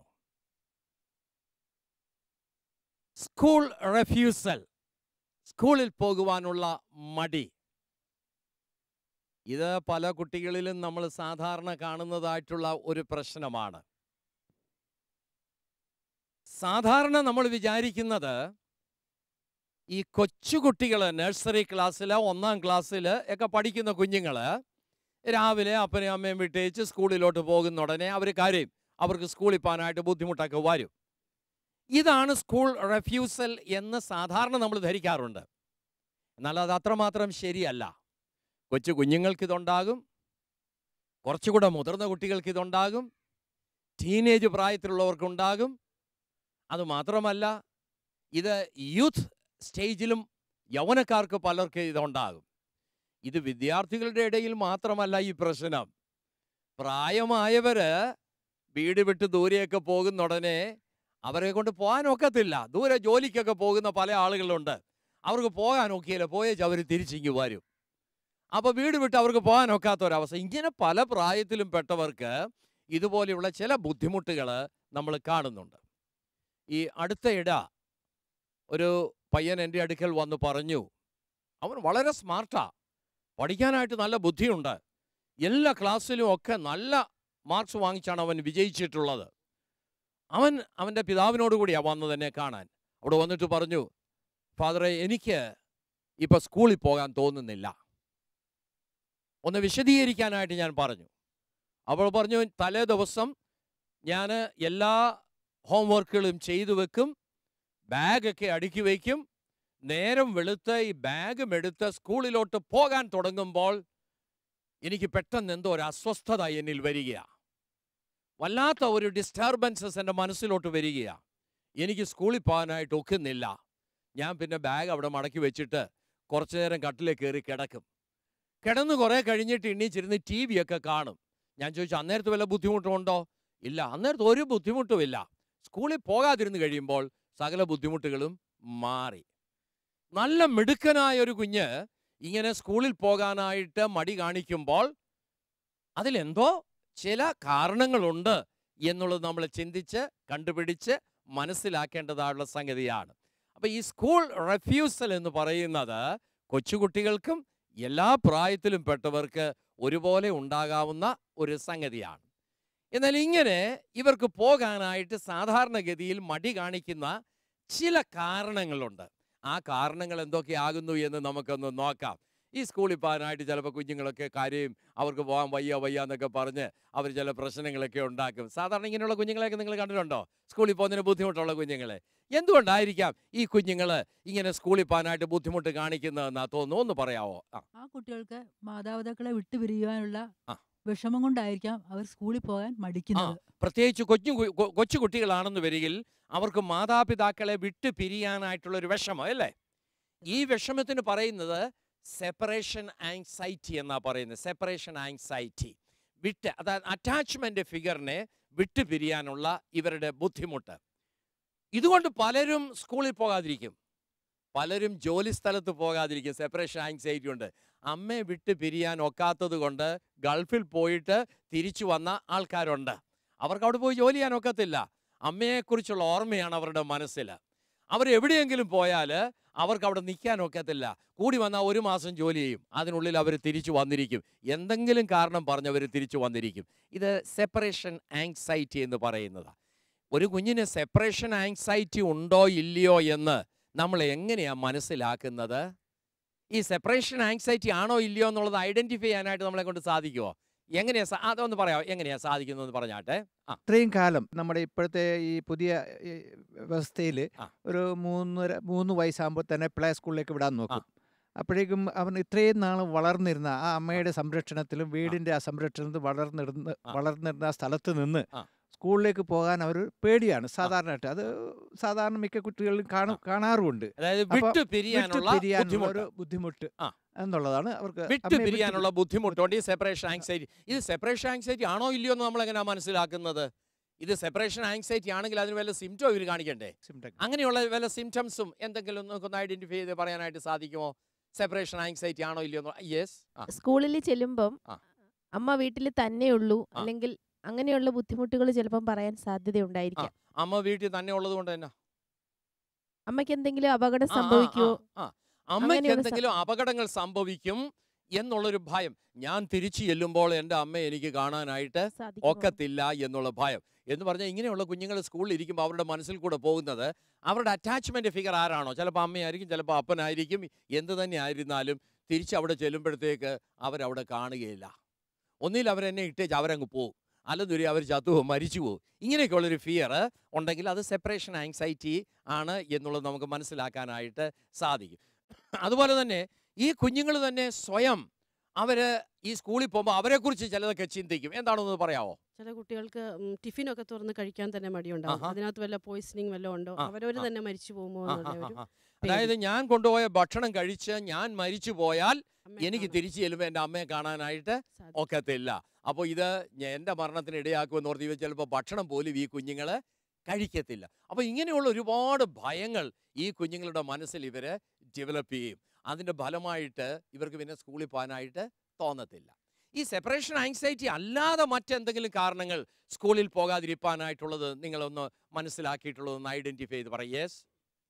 ഇത് സ്കൂളിലെ അറ്റ്മോസ്ഫിയർ ചില കുട്ടികളിൽ ഒരു നെഗറ്റീവ് ഇൻഫ്ലുവൻസ് ഉണ്ടാക്കാനുള്ള സാധ്യതയുണ്ട്. സേ ഫോർ എക്സാമ്പിൾ, ഒരു ടീച്ചറുടെ അപ്രോച്ച് ഒരു പർട്ടിക്കുലർ കുട്ടിയെ ടീച്ചർ ഏതെങ്കിലും രീതിയിൽ അവനെ ഹർട്ട് ചെയ്യുന്ന രീതിയിൽ ബിഹേവ് ചെയ്ത് കഴിഞ്ഞാൽ ആ കുട്ടി ചിലപ്പം പിറ്റേ ദിവസം സ്കൂളിൽ പോകാൻ മടി. ഒരു ടീച്ചറിനോട് ഇഷ്ടമില്ലാതെ വന്നാൽ, ഒരു ടീച്ചറിനോട് വല്ലാത്ത ഭയം തോന്നിയാൽ ഇവന് ചിലപ്പോൾ സ്കൂളിൽ പോകാനായിട്ട് തോന്നത്തില്ല. സ്കൂളിലുള്ള കൂട്ടുകെട്ടുകളിൽ തന്നെ ചിലപ്പോൾ അവർ തമ്മിൽ പിരിയുകയോ എല്ലാം ചെയ്യുകയാണെങ്കിൽ അതൊരു തരം അസ്വസ്ഥത ഇവർക്കുണ്ടാക്കിയിട്ട് അതായത് വളരെ അടുപ്പമുള്ള കൂട്ടുകെട്ടുകൾ പിരിഞ്ഞു പോയാൽ ഇവരിൽ ഇതുപോലെയുള്ള ചില ബുദ്ധിമുട്ടുകൾ ഉണ്ടാകും എന്നാ പറഞ്ഞതല്ലേ? ഓക്കെ, വേറെ എന്തെങ്കിലും? യെസ്. പുതിയ സാഹചര്യങ്ങളെ അതിജീവിക്കാനുള്ള കഴിവ് കുറഞ്ഞു പോകുന്നതായിട്ട്.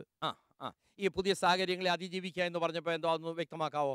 സ്കൂളിലാകുമ്പോൾ അവിടെ കൂട്ടുകാരുണ്ട്, ടീച്ചേഴ്സ് ഉണ്ട്, പുതിയൊരു സാഹചര്യം അവിടെ ഒരുങ്ങിയിട്ടുണ്ട്.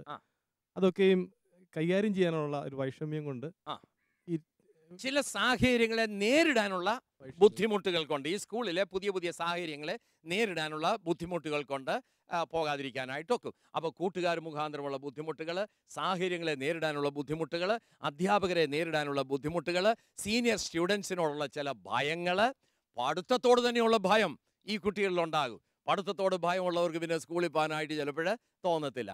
അങ്ങനെ പല പല പല കാരണങ്ങൾ കൊണ്ട് സ്കൂൾ റെഫ്യൂസൽ ഉണ്ടാകാം. ഡോക്ടർ, എനിക്ക് ചോദിക്കാനുള്ളത്, ഈ സെപ്പറേഷൻ ആങ്സൈറ്റി അല്ലെങ്കിൽ ഇതുപോലുള്ള ഫിയർ, ഈ കാരണങ്ങളൊക്കെ പറഞ്ഞു. ഇതുകൊണ്ടൊന്നും അല്ലാതെ ചിലർ സ്കൂളിൽ പോകുന്നതിന് മടി കാണിക്കുന്ന എന്തെങ്കിലും പ്രത്യേക കാരണങ്ങളുണ്ടോ? ഒന്ന് പറയാമോ? കുട്ടിക്കാലത്തുണ്ടാകുന്ന ചില അസുഖങ്ങൾ ഇതിനൊരു കാരണമായിട്ട് കാണുന്നുണ്ട്. ചില കോണ്ടാക്ട് ഡിസോർഡർ, ഡിസോർഡർ എന്നെല്ലാം പറയുന്ന കുട്ടികൾ സ്കൂളിനോടുള്ള വെറുപ്പ് കാണിക്കുന്ന ഇതാണ്. ഈ കോണ്ടാക്ട് ഡിസോർഡർ, ഡെഫിയന്റ് നേച്ചർ, ഇതൊക്കെ ഈ കുഞ്ഞുങ്ങൾ വളർന്നു വന്ന സാഹചര്യത്തിൽ നിന്നുണ്ടാകുന്നതാണോ? പൊതുവെ അതിൽ നിന്ന് മാത്രമല്ല, അവർ ജനറ്റിക് ആയിട്ടുള്ള ചില വ്യത്യാസങ്ങൾ കൊണ്ട് ഉണ്ടാകുന്നതായിരിക്കാം. ബ്രെയിൻ ഡെവലപ്മെന്റൽ ഡിസോർഡറിൽ പെട്ട ചില പ്രശ്നങ്ങളെ കൊണ്ടായിരിക്കാം ഇതുണ്ടാകുന്നത്. ഒരു കെമിക്കൽ ഇംബാലൻസ് കൊണ്ട് ഇങ്ങനെയുള്ള കുട്ടികൾക്ക് സ്കൂളിൽ പോകുന്നതിന് ചില ബുദ്ധിമുട്ടുകൾ ഉണ്ടാകാൻ സാധ്യതയുണ്ടോ? ഉണ്ട്. അതൊന്ന് വ്യക്തമാക്കാമോ ഡോക്ടറെ? അത് ചില അസുഖങ്ങളുടെ, നമ്മൾ സാധാരണ മാനസികമായിട്ടുള്ള എല്ലാ അസുഖങ്ങൾക്കും കാരണമായിട്ട് പറയുന്നത് കെമിക്കൽ ഇംബാലൻസ് ബ്രെയിനിൽ നടക്കുന്ന, അതിന് ന്യൂറോ ട്രാൻസ്മിറ്റേഴ്സ് എന്ന് പറയുന്ന കെമിക്കൽസിൻ്റെ ഇംബാലൻസ് കൊണ്ടുണ്ടാകുന്നതാണ്. അങ്ങനെ കുട്ടിക്കാലത്ത് ഉണ്ടാകുന്ന ചില അസുഖങ്ങളും ഇതിന് പ്രധാനമായിട്ട് ഒരു കാരണമായിട്ട് കണ്ടുവരുന്നുണ്ട്. അപ്പോൾ കെമിക്കൽ ഇംബാലൻസ് കൊണ്ട് വളരെ മിടുക്കനാണെങ്കിലും ചിലപ്പോൾ അവർക്ക് സ്കൂളിൽ പോകാനായിട്ട് തോന്നത്തില്ല. ഇവരുടെ പ്രത്യേക ചില നേച്ചർ, ഇത് ജനറ്റിക്കലായിട്ടോ വളർന്നു വന്ന സാഹചര്യത്തിലോ കിട്ടിയ ചില നേച്ചറുള്ള കുട്ടികൾക്ക് ഇതുപോലെയുള്ള സ്കൂൾ റെഫ്യൂസൽ ഉണ്ടാകാനുള്ള സാധ്യത ഉണ്ട്. ഒരു ഉദാഹരണം പറയുകയാണെന്ന് വരികിൽ, നമ്മളൊരു കുഞ്ഞിനോട് ചോദിക്കുകയാണ്, മോനെ എന്താ നീ സ്കൂളിൽ പോകാത്തത്? ഓ, എനിക്ക് വീട്ടിൽ തന്നെ ഇരിക്കണം എന്ന് പറയുകയാണെങ്കിൽ അതൊരു സെപ്പറേഷൻ ആങ്സൈറ്റി കൊണ്ട് ഉണ്ടാകുന്നതാണ് എന്ന് നമുക്ക് മനസ്സിലാക്കാനായിട്ട് സാധിക്കും. എന്നാൽ മറ്റൊരു കുഞ്ഞിനോട് ചോദിക്കുക, നീ എന്താ സ്കൂളിൽ പോകാത്തത്? അവൻ പറയുക, ഓ എനിക്ക് പോകാനെങ്കിലും തോന്നുന്നില്ല എന്ന് ചിലർ പറയും. I don't feel like going to school. അങ്ങനെ പറയുകയാണെങ്കിൽ ഡോക്ടറെ അതൊരു ഏത് രീതിയിലുള്ള ഡിസോർഡറാണ്? അത് കോണ്ടാക്ട് ഡിസോർഡർ. അതൊരു കോണ്ടാക്ട് ഡിസോർഡറാണ്. മറ്റു ചില കുട്ടികളോട് ചോദിക്കും, നീ എന്താ സ്കൂളിൽ പോകാത്തെ? ആര് നോക്കിയാലും എന്നെ സ്കൂളിൽ വിടാനായിട്ട് ഒക്കത്തില്ല. അങ്ങനെയുള്ളത് ഡോക്ടർ പറഞ്ഞ ഒരു ഡെഫിയൻ നേച്ചർ ആണെന്നാണ് ഡോക്ടർ പറയുന്നത്. അപ്പോൾ ഇതിൽ ഏത് കാറ്റഗറിയിൽ പെടുന്നതാണ് ഈ ഓരോരുത്തരെന്നുള്ളത് നമ്മൾ മനസ്സിലാക്കിയെങ്കിലേ അവരെ നമുക്ക് സഹായിക്കാനായിട്ട് സാധിക്കത്തുള്ളൂ. അപ്പോൾ ഇങ്ങനെയുള്ള വിവിധ പ്രശ്നങ്ങൾ കൊണ്ട് കുട്ടികൾക്ക് സ്കൂളിൽ പോകാതിരിക്കാനുള്ള സാധ്യതകൾ ഉണ്ട്. ഈ കുട്ടികൾ സ്കൂളിൽ പോകുന്നതും വളരുന്നതും ഒക്കെ അപ്പനും അമ്മയും ഒക്കെ വളരെ ആഗ്രഹിക്കുന്ന ഉള്ളൊരു സംഗതിയാണ്. അച്ഛാ, ഈ കുടുംബവുമായിട്ടുള്ള ബന്ധത്തിൽ ഈ കുഞ്ഞുങ്ങളുടെ ഈ സ്വഭാവത്തിലും അവരുടെ ഈ വിഘടിത മനോഭാവത്തിലും ഒക്കെ എന്തെങ്കിലുമൊക്കെ സംഭവിക്കുന്നുണ്ടോ? കുടുംബവും ഇതുമായിട്ടൊക്കെ എന്തെങ്കിലും ഒരു ബന്ധം കാണാൻ സാധിക്കുന്നുണ്ടോ എന്ന് പറയാമോ? തീർച്ചയായിട്ടും ഇന്നത്തെ സാമൂഹിക കുടുംബ പശ്ചാത്തലം ഇത് ഈ പ്രശ്നത്തിന് വളരെ കാരണമുണ്ടാക്കുന്നു എന്നതൊരു യാഥാർത്ഥ്യമാണ്. ഒന്ന്, ഈ അച്ഛൻ പറഞ്ഞു അറ്റാച്ച്മെൻ്റൽ ആങ്സൈറ്റി. അതിനൊരു കാരണം കുടുംബ ബന്ധങ്ങളുടെ തകർച്ചയാണ്. മാതാപിതാക്കൾ തമ്മിലുള്ള രമ്യമല്ലാത്ത ജീവിതശൈലി. നേരത്തെ ഇവിടെ ഈ മറ്റ് പലരും പറഞ്ഞതുപോലെ വിട്ടുപോകുമ്പോൾ മാതാപിതാക്കൾ തമ്മിലുള്ള ഈ ശിഥില ബന്ധങ്ങൾ, എന്തെല്ലാം പ്രശ്നങ്ങൾ മാതാപിതാക്കൾ അങ്ങനെ ശിഥില ബന്ധങ്ങൾ വരുമ്പോൾ ഈ കുഞ്ഞുങ്ങൾ അവരിൽ ആരോടെങ്കിലും ഒരാളോട് അമിതമായിട്ട് അടുപ്പാനായിട്ട് ഇടയാകുമെന്നുള്ളതാണ് അച്ഛൻ പറയുന്നത്. തീർച്ചയായിട്ടും.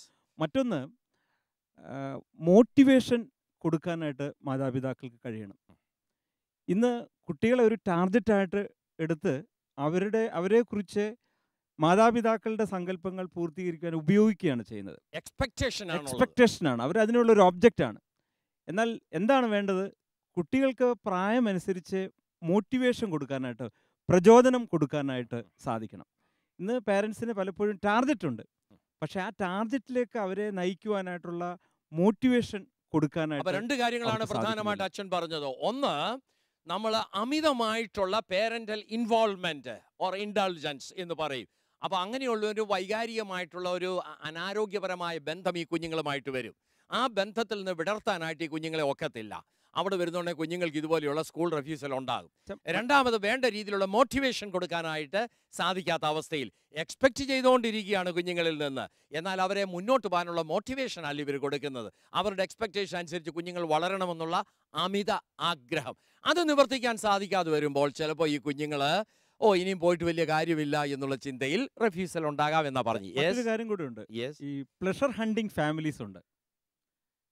കുട്ടിക്ക് തിരിച്ചു വന്നു കഴിഞ്ഞാൽ സമയം മുഴുവൻ പ്ലഷർ സീക്കിങ്ങിന് വേണ്ടി മാത്രം ചെലവഴിക്കുക. അവരുടെ പ്രയോറിറ്റി അങ്ങനെയാണ്. വരിക, ഔട്ടിങ്ങിന് പോവുക, ഈറ്റ് ഔട്ട്, പിക്നിക്ക്. ഇതിൻ്റെ ഒരു ആധിക്യം കുട്ടികൾക്ക് വിട്ടുപോകാൻ ഇഷ്ടമല്ല. സ്കൂളിലെ ആ ഡിസിപ്ലിൻ, ആ പഠനം, ഹോംവർക്കൊക്കെ അവർക്ക് അതിൻ്റെ തടസ്സമാണ്.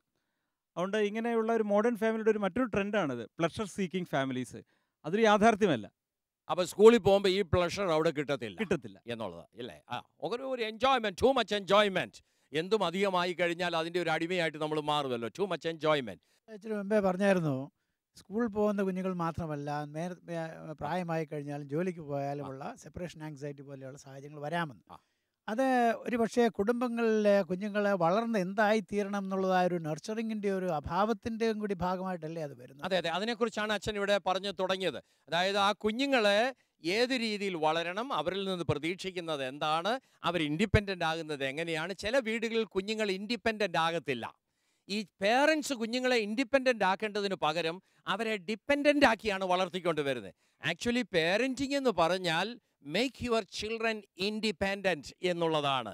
അതിന് വിപരീതമായിട്ട് ഇവർ ഡിപ്പെൻഡ് ചെയ്ത് നിൽക്കുന്നിടത്തോളം കാലം പേരൻസിന് നല്ല ഒരു എസ്റ്റീം അവരെക്കുറിച്ചുള്ളത്. അതിനുവേണ്ടി ഈ കുഞ്ഞുങ്ങളെ ഇൻഡിപെൻഡൻ്റ് ആകും. അങ്ങനെയുള്ളിടത്ത് ഇതുപോലെയുള്ള തകരാറുകൾ ഉണ്ടാകാനുള്ള സാധ്യതയുണ്ട്. മറ്റ് നമ്മുടെ സമൂഹത്തിൽ ഉണ്ടായിരുന്ന കൂട്ടുകുടുംബങ്ങളുടെ ഈ പ്രത്യേക പശ്ചാത്തലത്തിൽ എനിക്ക് ഓർമ്മിപ്പിക്കാനുള്ളത് മുത്തശ്ശി കഥകൾ. നല്ല മോറലുള്ള മുത്തശ്ശി കഥകളുണ്ടായിരുന്നു. ഇന്ന് പ്രായമുള്ളവരെ ഒന്നുകിൽ ഡേ കെയറിൽ അവരും പകൽ വീടിലോ അല്ലെങ്കിൽ ഓൾഡ് ഏജ് ഹോമിലൊക്കെ മാറ്റുന്നു. അവരുടെ അറിവും അനുഭവങ്ങളും കുട്ടികളെ വളർത്തുന്നതിൽ നമ്മൾ ഉപയോഗിക്കുന്നില്ല എന്നത് ഈ സമൂഹത്തിൻ്റെ ഒരു ശാപമാണ്. ഈ പ്രശ്നത്തിന് തീർച്ചയായും ആക്കം കൂട്ടുന്ന ഒരു വലിയ ഒരു ഘടകമാണ്. അതുകൊണ്ട് ഞാൻ പറയും, മുത്തശ്ശി കഥകൾക്ക്, അതായത് അനുഭവങ്ങൾ തലമുറകളുടെ കേൾക്കുന്നതിൽ ഒരു വലിയ പ്രാധാന്യമുണ്ട്. അതുകൂടെ ഞാനിവിടെ ഓർപ്പിക്കാനായിട്ട് ആഗ്രഹിക്കുകയാണ്. ഓക്കെ, അപ്പോൾ നമ്മൾ പല രീതിയിലുള്ള കാരണങ്ങൾ കൊണ്ട് കുഞ്ഞുങ്ങളും പ്രായമുള്ളവരും ഒക്കെ ഒന്നിൽ സ്കൂളിൽ അല്ലെ ഓഫീസിൽ പോകുന്നതിന് ബുദ്ധിമുട്ടുണ്ടെന്നാണ് പറഞ്ഞത്. പ്രധാന ഒരു കാരണമെന്ന് പറഞ്ഞത് സെപ്പറേഷൻ ആങ്സൈറ്റി എന്ന് പറയുന്നു. ഇതൊരു സെപ്പറേഷൻ ആങ്സൈറ്റി ആണെന്ന് വരികിൽ അത് നമുക്ക് വല്ലതും ചെയ്യാൻ ഒക്കുമോ? കൗൺസിലിങ്ങിലൂടെ വല്ലതും ഒന്ന് ഹെൽപ്പ് ചെയ്യാനായിട്ട് ഒക്കുമോ? ഒന്ന് പറഞ്ഞാട്ടെ.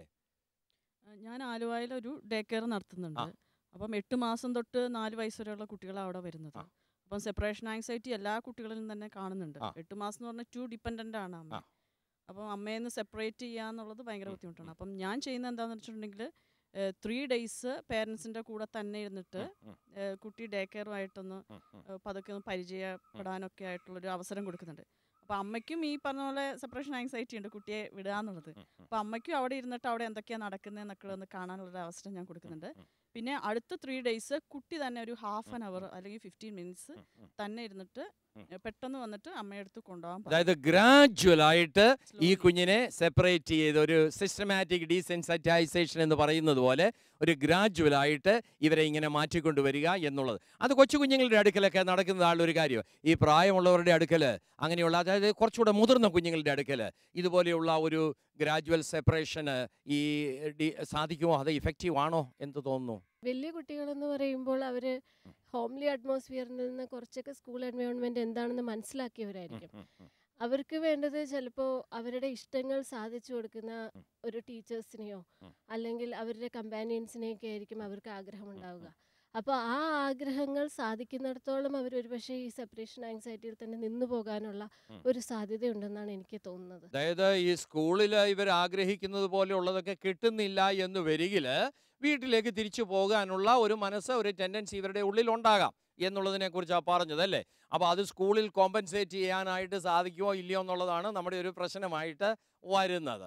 അട്ടെ, ഈ സെപ്പറേഷൻ ആങ്സൈറ്റി വേറെ ഏതെങ്കിലും രീതിയിൽ ഡീൽ ചെയ്യുവാൻ സാധിക്കുമെന്ന് നിങ്ങൾക്ക് ആർക്കെങ്കിലും തോന്നുന്നുണ്ടോ? എനിക്ക് തോന്നുന്നത് കുട്ടിയെ വിടുന്നതിന് മുമ്പായിട്ട്, ഉദാഹരണത്തിന് ഒരു കുട്ടിയെ പ്ലേ സ്കൂളിൽ വിടുന്നതിന് മുമ്പായിട്ട്, അതായത് 3 വയസ്സിന് മുമ്പായിട്ട് തന്നെ ഈ കുട്ടിയെ സ്കൂളിനെ പറ്റിയും ടീച്ചേഴ്സിനെ പറ്റിയൊക്കെ ഒന്ന് പറഞ്ഞു കൊടുക്കുകയും അവന് വേണ്ട ചെറിയ ബാഗ്, വാട്ടർ ബോട്ടിൽ അങ്ങനെയുള്ള പഠന സാമഗ്രികളൊക്കെ കൊടുക്കുകയും അതുമായിട്ടൊന്ന് പരിചയപ്പെടുത്തിയിട്ട് അവിടെ ധാരാളങ്ങൾക്ക് ഈ വീട്ടിലെ പോലെ തന്നെ കളിക്കാനും വീട്ടിലെ അമ്മ നോക്കുന്നത് പോലെയുള്ള നല്ല ടീച്ചേഴ്സും എല്ലാം ഉണ്ടെന്നുള്ള ഒരു ചെറിയ രീതിയിലൊന്ന് ഫെമിലറൈസ് ചെയ്ത് കൊടുക്കുന്നത് നന്നായിരിക്കുമെന്ന് എനിക്ക് തോന്നുന്നു. ഓക്കെ, സ്കൂളിനെ കുറിച്ച് കൂടുതൽ ഒരു അവബോധം കൊടുത്ത് ഒന്ന് ഫെമിലിയറൈസ് ചെയ്ത് കഴിഞ്ഞാൽ ഈ ഒരു ആങ്സൈറ്റി കുറച്ചൊക്കെ കുറയ്ക്കാനായിട്ട് നിങ്ങൾ പറഞ്ഞതാളുള്ള മെത്തേഡുകളൊക്കെ ഒരു പരിധി വരെ ഹെൽപ്ഫുള്ളാണ്. ഡോക്ടർ, ഈ സെപ്പറേഷൻ ആങ്സൈറ്റിക്ക് വല്ല മെഡിക്കൽ ട്രീറ്റ്മെൻറ്റിൻ്റെ ആവശ്യമുണ്ടോ?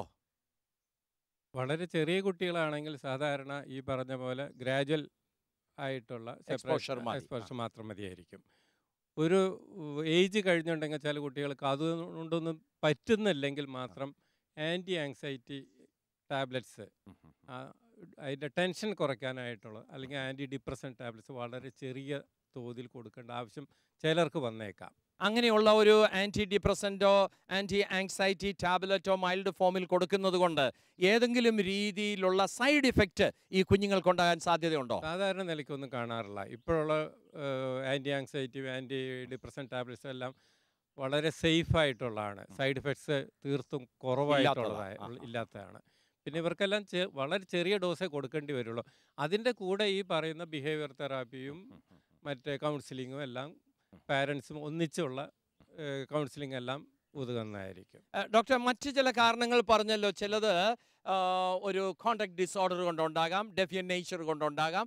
അങ്ങനെയുള്ളതിന് നമുക്ക് എന്താ, സൈക്കോതെറാപ്പി ആണോ, മെഡിക്കൽ ട്രീറ്റ്മെന്റ് ആണോ, കൗൺസിലിംഗ് ആണോ? ഇതിലേതായിരിക്കും കൂടുതൽ ഇഫക്റ്റീവ്? അതോ ഇതിൻ്റെ ഒരു കോമ്പിനേഷൻ ആണോ? കോമ്പിനേഷൻ ആയിരിക്കും കൂടുതൽ ഇഫക്റ്റീവ് ആയിട്ടിരിക്കുന്നത്. ചെറിയ ഡോസിലുള്ള മരുന്നുകൾ കോണ്ടാക്ട് ഡിസോർഡറിനാണെന്നുണ്ടെങ്കിൽ ഇതേപോലെ ആൻറ്റി ഡിപ്രസൻറ്റും മൂഡ് ഡിസോർഡേഴ്സ് എല്ലാം, മൂഡ് സ്റ്റെബിലൈസേഴ്സ് എന്ന ഗ്രൂപ്പിൽ പെട്ട മരുന്നുകളും എല്ലാം വേണ്ടി വരും. അതിൻ്റെ കൂടെ ഈ പറയുന്ന കൗൺസിലിങ്ങും ബിഹേവിയർ തെറാപ്പിയും എല്ലാം കൂടെ ഒരു കമ്പൈൻ ട്രീറ്റ്മെൻ്റ് ആയിരിക്കും ഏറ്റവും ഇഫക്റ്റീവ് ആയിട്ടുണ്ടായിരിക്കുക. അപ്പോൾ എന്തുകൊണ്ടാണ് കുഞ്ഞുങ്ങൾ പോകാതിരിക്കുന്നതിൻ്റെ റീസൺ മനസ്സിലാക്കിയിട്ട് വേണം അതിന് തക്ക രീതിയിലുള്ള ചികിത്സകൾ കൊടുക്കാനായിട്ട്. ഇത് കോണ്ടാക്ട് ഡിസോർഡറോ ഡെഫിയൻ നേച്ചറോ അതുപോലെയുള്ള കെമിക്കൽ ഇംബാലൻസിൻ്റെ കാരണങ്ങളാണെങ്കിൽ അവിടെ ചിലപ്പോൾ മരുന്ന് കൊടുക്കേണ്ടതായിട്ട് വരാം. എന്നാൽ മരുന്നുകൊണ്ട് മാത്രമായിട്ട് ആ പ്രശ്നം പരിഹരിക്കപ്പെടുന്നില്ല. അതിൻ്റെ കൂടെ കൗൺസിലിങ്ങും സൈക്കോതെറാപ്പിയും ഒരുപോലെ ഉണ്ടെങ്കിൽ മാത്രമേ ഇങ്ങനെയുള്ള കുഞ്ഞുങ്ങളെ സേവ് ചെയ്യുവാനായിട്ട് സാധിക്കുകയുള്ളൂ. എന്തോ പറയാനായിട്ട് ശ്രമിക്കാനുള്ള പറഞ്ഞാട്ടെ. അല്ല, കൗൺസിലിങ്ങിലൂടെ ഇങ്ങനെ ഒരു സെപ്പറേഷൻ ആങ്സൈറ്റി ഉണ്ട് എന്ന് നമ്മൾ തിരിച്ചറിഞ്ഞു കഴിഞ്ഞാൽ ഒരു ആ ഒരു ഏജിൽ കുറച്ചുകൂടെ മുതിർന്ന കുഞ്ഞുങ്ങൾക്ക് ഈ സെപ്പറേഷൻ, ഈ ഒരു അറ്റാച്ച്മെന്റ് കൊണ്ട് നമുക്കുണ്ടാകുന്ന ദോഷങ്ങൾ എന്തൊക്കെയാണ്, ഒരു ഹെൽത്തി മച്യൂർ ഇൻഡിവിജ്വലായിട്ട് വളരാനായിട്ട് നമ്മളെ തടസ്സപ്പെടുത്തുന്നത് ആ ഒരു അറ്റാച്ച്മെന്റിൽ കൂടെ എന്തൊക്കെയാണ് ഉണ്ടാകുന്നത് നമുക്ക് അവരെ മനസ്സിലാക്കി കൊടുക്കാം. അതിൽ കൂടെ കൗൺസിലിങ്ങിലൂടെ അവർക്ക് അവബോധം കൊടുക്കാനായിട്ട് സാധിക്കുമെന്നുള്ളതാണ് അല്ലേ? അത് വളരെ നല്ലൊരു കാര്യമാണ്. കൗൺസിലിങ്ങിലൂടെ അവബോധം കൊടുക്കാനായിട്ട് സാധിക്കും. എന്തോ പറയാൻ ശ്രമിക്കാൻ പറഞ്ഞാട്ടെ. കൊച്ചു കുഞ്ഞുങ്ങൾക്ക് റാഷണാലിറ്റി ഇതൊന്നും അറിയുകയില്ല. എന്നാൽ കുറച്ചുകൂടി പ്രായമായി കഴിയുമ്പോൾ ഈ കൊഗ്നിഷൻ വളരെ നന്നായിട്ട് വരുന്ന സമയത്ത് I think that sort of counselling ഒരുപാട് സഹായം ചെയ്യുമെന്നുള്ളതാണ് അങ്ങനെ ആയിക്കൂടെ എന്നുള്ളതാണ് എൻ്റെ ഒരു സംശയം. അതെ, ഒരു പരിധി വരെ ഈ cognitive therapy, counselling, psychotherapy, medicine ഇതെല്ലാം ഹെൽപ്പ് ചെയ്യുന്ന ഒരു സംഗതിയാണ്. യെസ്, ഒരു ഫാമിലിയിലെ ഒരു സെക്കൻഡ് ചൈൽഡിന് ഇത് റിലേറ്റീവ്ലി കുറവായിരിക്കത്തില്ല ഈ ആങ്സൈറ്റി. അതായത് മൂത്ത കുട്ടി സ്കൂളിൽ പോകുന്നത് കാണുകയും ഒക്കെ ചെയ്യുമ്പോൾ ഈ സെക്കൻഡ് കുട്ടിക്ക് ഒരു ഇമോട്ടീവ്, അതായത് അവരെ മോട്ടിവേറ്റ് ചെയ്യുവാൻ അത് ഉപകരിക്കുന്നുണ്ടെന്ന് ഞാൻ മനസ്സിലാക്കിയിട്ടുണ്ട്. അതെ, അതായത് ആദ്യത്തെ കുട്ടിക്ക് ഉണ്ടായ അത്രയും ഒരു സെപ്പറേഷൻ ആങ്സൈറ്റി ചിലപ്പോൾ രണ്ടാമത്തെ കുഞ്ഞിന് ഉണ്ടായി എന്ന് വരത്തില്ല. കാരണം ആദ്യത്തെ കുട്ടി സ്കൂളിൽ പോകുന്ന കാണുമ്പോൾ അതിൽ നിന്ന് അച്ഛൻ പറഞ്ഞതുപോലെ ഒരു മോട്ടിവേഷന് ഈ കുഞ്ഞിനുണ്ടാകും. ആ മോട്ടിവേഷനിൽ നിന്ന് പോയി എന്ന് വരാം. എന്നാൽ ഈ കുഞ്ഞിൽ ഏതെങ്കിലും രീതിയിലുള്ള കെമിക്കൽ ഇംബാലൻസോ മറ്റ് ജനറ്റിക്കൽ ഫാക്ടറോ ഉണ്ടെന്ന് വരികിൽ അതുകൊണ്ട് ഈ കുഞ്ഞിനും ചിലപ്പം ഇതുപോലുള്ള പ്രശ്നങ്ങൾ ഉണ്ടായി എന്ന് വരാം എന്ന് എന്തോ പറയാൻ ശ്രമിക്കുകയാണോ? ഈ കുട്ടിക്ക് കൊടുക്കുന്ന കൗൺസിലിംഗ് മദറിനും അത് വളരെ ഇമ്പോർട്ടൻ്റ് ആയിട്ടുള്ള ഒരു സംഗതിയാണ്. അതായത് ഒരു കുഞ്ഞിന് മാത്രമല്ല ഒരിക്കലും കൗൺസിലിംഗ് കൊടുക്കേണ്ടത്. കൗൺസിലിംഗ് കൊടുക്കുമ്പോൾ ദി എൻറ്റയർ ഫാമിലി, പേരൻസ് നിർബന്ധമായും ആ കൗൺസിലിങ്ങിൻ്റെ ഒരു ഭാഗം ആയിരിക്കണം. എങ്കിൽ മാത്രമേ ഈ കുഞ്ഞിന് വ്യത്യാസം വരുവാനായിട്ട് സാധ്യതയുള്ളൂ. അട്ടെ, നമ്മൾ ഇത്രയും നേരം കണ്ടുകൊണ്ടിരുന്ന സംഗതികൾ സ്കൂൾ റെഫ്യൂസൽ, സ്കൂളിൽ പോകുന്നതിന് മടി കാണിക്കുന്ന കുട്ടികളുണ്ട്. അതിൻ്റെ കാരണങ്ങൾ എന്തൊക്കെയാകുന്നു എന്നുള്ളതാണ്. വിവിധങ്ങളായിട്ടുള്ള കാരണങ്ങളാണ് നമ്മൾ കണ്ടത്. ചിലപ്പോൾ വീട്ടുകാരെ വിട്ട് പിരിയാനായിട്ടുള്ള ഭയം കൊണ്ടായിരിക്കാം, ചിലപ്പോൾ സ്കൂളിനോടുള്ള ഭയം കൊണ്ടായിരിക്കാം, അധ്യാപകരോടുള്ള ഭയം കൊണ്ടായിരിക്കാം, മുതിർന്ന കൂട്ടുകാരോടുള്ള ഭയം കൊണ്ടായിരിക്കാം. പല കാരണങ്ങൾ അതിൻ്റെ പിറകിൽ കാണാം. ഏത് കാരണമായിരുന്നാലും ഈ വീട് വിട്ട് പിരിഞ്ഞു പോകാൻ ഉള്ള ആ ഒരു പ്രധാന കാരണം സെപ്പറേഷൻ ആങ്സൈറ്റി ആണെന്ന് നമ്മൾ കണ്ടു. രണ്ടാമത് ഇതുപോലുള്ള ഫിയർ ഉണ്ട്. അതുകൂടാതെ തന്നെ ജനറ്റിക്കലായിട്ടുള്ള പല കാരണങ്ങളുണ്ടാകാം. ഇത് കൂടാതെ നമ്മുടെ സ്വഭാവത്തിലുള്ള ചില പ്രത്യേകതകൾ കൊണ്ടുണ്ടാകാം, നമ്മുടെ പേഴ്സണാലിറ്റിയിലുള്ള ചില തകരാറുകൾ കൊണ്ടുണ്ടാകാം, ചില പ്രത്യേക നേച്ചറുകൾ കൊണ്ടുണ്ടാകാം, നമ്മിലുണ്ടാകുന്ന കെമിക്കൽ ചേഞ്ച് കൊണ്ടുണ്ടാകാം. ഇങ്ങനെ പല കാരണങ്ങൾ കൊണ്ട് സ്കൂൾ റെഫ്യൂസൽ ഉണ്ടാകാം. ഏതെങ്കിലും ഒരു കുഞ്ഞ് സ്കൂളിൽ പോകാൻ മടി കാണിക്കുന്നു എന്ന് വരികിൽ ഇതിൽ ഏത് കാരണം കൊണ്ടാണ് ഈ കുഞ്ഞ് മടി കാണിക്കുന്നതെന്നുള്ളത് ആദ്യം മനസ്സിലാക്കണം. അത് മനസ്സിലാക്കിയിട്ട് അതിന് തക്ക രീതിയിലുള്ള ചികിത്സയാണ് നമുക്ക് നൽകേണ്ടത്. അതൊരു പക്ഷേ കൗൺസിലിംഗ് ആകാം, ചിലപ്പോൾ മെഡിസിൻ ആകാം, ചിലപ്പോൾ സൈക്കോതെറാപ്പി ആകാം, ചിലപ്പോൾ ഇത് മൂന്നും കൂടെ ചേർന്നുള്ള ഒരു ചികിത്സാ സമ്പ്രദായമാകാം. ഏതായാലും ഇങ്ങനെയുള്ള കുഞ്ഞുങ്ങളെ സഹായിപ്പാനും രക്ഷിപ്പാനും ആവശ്യമായ മെത്തേഡുകൾ ഇന്നുണ്ട്. ആ കുഞ്ഞുങ്ങളെ ഓർത്ത് നിങ്ങൾ ഭയപ്പെടേണ്ട ആവശ്യമില്ല, നിരാശപ്പെടേണ്ട ആവശ്യമില്ല. അവരെ നമുക്ക് സഹായിപ്പാനായിട്ട് തീർച്ചയായിട്ടും സാധിക്കും. എല്ലാറ്റിനുപരിയായി ആരോഗ്യമുള്ള ഒരു കുടുംബത്തിൽ ഈ കുഞ്ഞുങ്ങൾ വളരുവാനുള്ള സാഹചര്യം മാതാപിതാക്കൾ ഒരുക്കി കൊടുക്കുകയാണെന്ന് വരികിൽ ആ കുഞ്ഞുങ്ങളിൽ പ്രശ്നങ്ങൾ തുലവും ചുരുക്കമായിരിക്കും എന്നുള്ള വസ്തുതയും നമ്മൾ മനസ്സിലാക്കണം. ഈ എപ്പിസോഡ് ഇവിടെ നമ്മൾ നിർത്തുകയാണ്.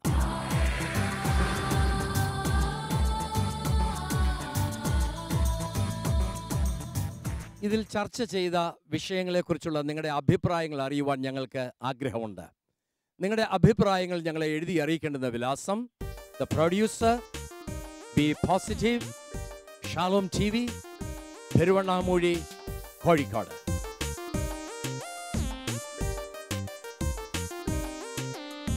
ഇനി വീണ്ടും കണ്ടുമുട്ടുന്നതുവരെയും എല്ലാവർക്കും എല്ലാവിധ മംഗളങ്ങളും നേരുന്നു. Be positive.